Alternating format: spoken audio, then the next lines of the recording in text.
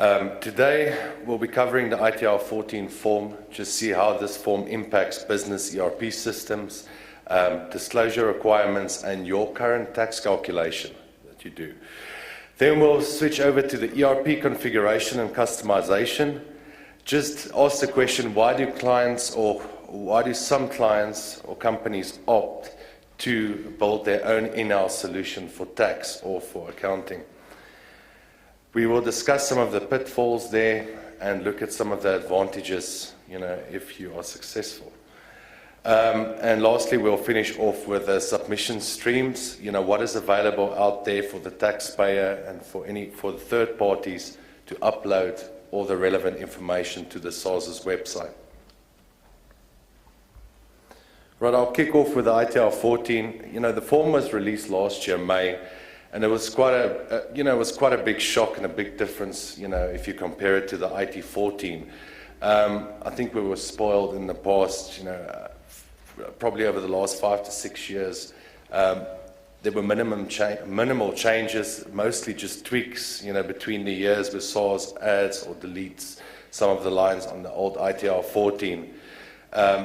One major change is also they've decided to drop the source codes, that we got used to off the new ITR 14 form. If we look, what is this form? It's Enhanced Dynamic Flex Income Tax Return Form. It runs off Adobe Flash, so you need to have the right software, otherwise you won't be able to use it. What makes it quite good and much better than the old return is the intuitive nature of how it works. You would complete, the set of questions, mandatory questions on the first page, and then it will basically customize your return based on the information that you've entered. What's also very nice is the complex large companies will have the bigger balance sheet and income statement to complete. And your more simplistic, smaller companies, like micro-business, dormant companies, are required to complete a different balance sheet and income statement and tax computation, making the submission for those much easier. Before you can complete the ITR 14, there was a form that you need to validate the registration details, the banking details of that company, and you needed to log on to the SARS website and do this validation. That form was called the Reg 01 form.